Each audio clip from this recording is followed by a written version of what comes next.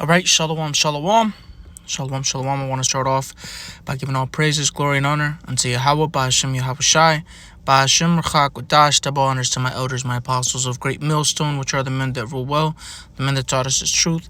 Peace, blessings, and salutations to the elect.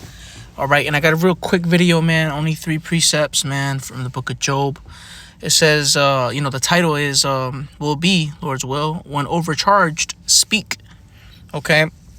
Now, when I say overcharged, it's old English for, when you have too much of a burden on you, or, you know what I mean? Things like that. You're carrying too much, essentially. Because that's what, burdens are in this society. We gain nothing but burdens, whether it's a financial burden or a mental burden, because, you're an Israelite man in America. This was meant to be our hell more than the rest of our nation. This is worse for us than the women and the children, really. This is the worst place for us to be. And sometimes we get overcharged. But guess what? We have the scriptures, which is the best therapy for us. All right. Now, I remember years ago, all right, the elder here at the DC church, Kasab Magan, made a lesson speaking about, when you're battling things such as depression, which we all battle it to some extent. A lot of people like to say that stuff doesn't exist, but it does. At the end of the day, it's mental health is nothing more than evil spirits inhabiting you, and you have to get rid of them. The same way how when someone has a bad diet, all right, and they can't stop eating sweets and or unhealthy things, greasy foods, it's because they have a demon in their gut that just doesn't let them stop. It's hard for them to stop. It makes them not want to stop. And alcohol, people that are addicted to alcohol. I'm talking about addicted to alcohol. They can't stop drinking. They got to start their day with alcohol. That's an evil spirit, inhabiting their mind and inhabiting their brain. All right, pestering their spirit. So the best way to deal with any situation, man, the best way to deal with your stress is to speak. Now, do I mean go and tell somebody? Well, you could tell a trusted brother, right? Or someone that trust and love, that you can vent to. But the most important thing to do, man, is this work. No matter what you're going through, hey, speak, man. Go out and do the work. Whether you're actually going to speak or just read, but do the work. Do a lesson. This is the best therapy you could ever have. All right? And that's why I wanted to bring out Job, because, for one, Job went through a lot.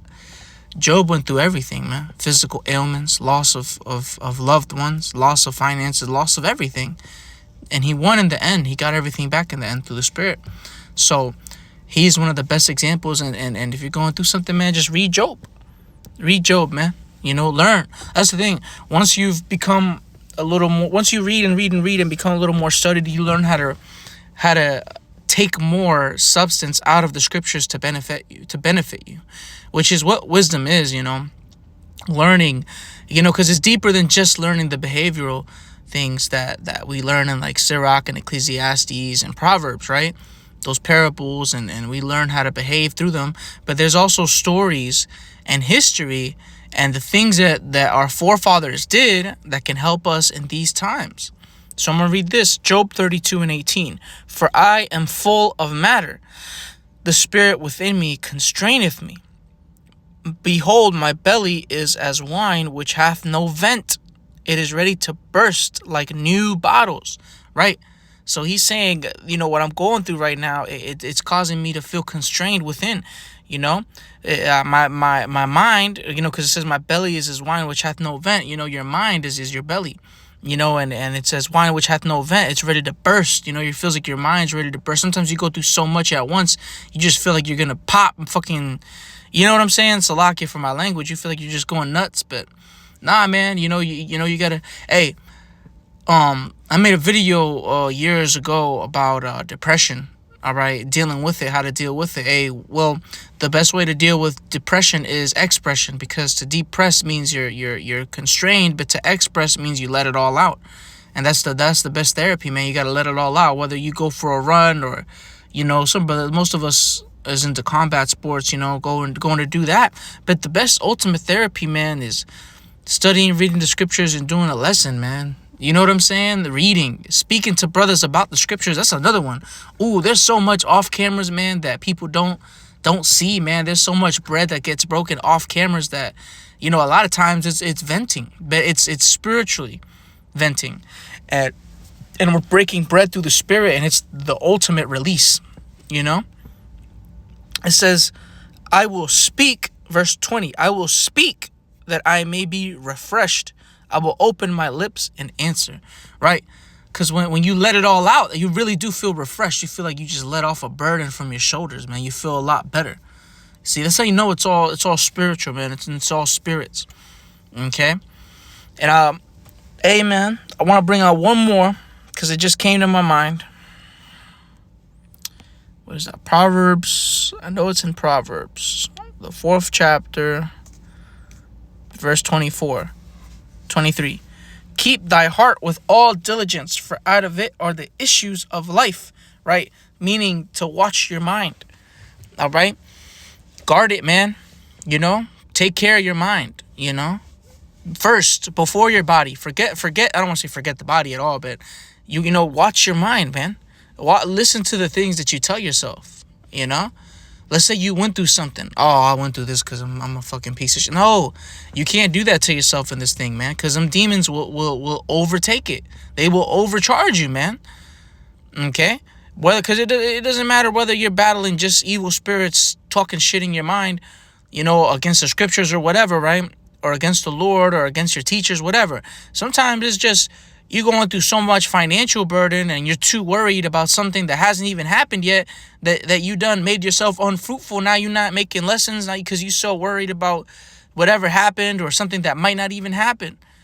You got to watch your mind. You got to take care of your mind. What you really got to do, the scripture saying in Matthew, the 6th chapter, the Lord said to that these things the Gentiles seek, right, which is food and raiment, all right, but seek ye the kingdom of heaven, and all these things shall be added unto you. If you continue to, let me tell you something, man.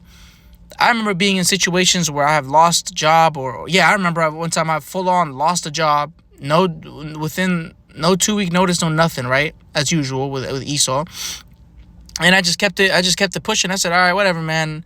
I can't force a new job to come my way, so I'm gonna just pray to the Lord, fast on it, just keep doing lessons, keep studying. Now I got free time to study. That's how I looked at it. Next thing you know, I'm getting calls, and I got a job within 2 weeks.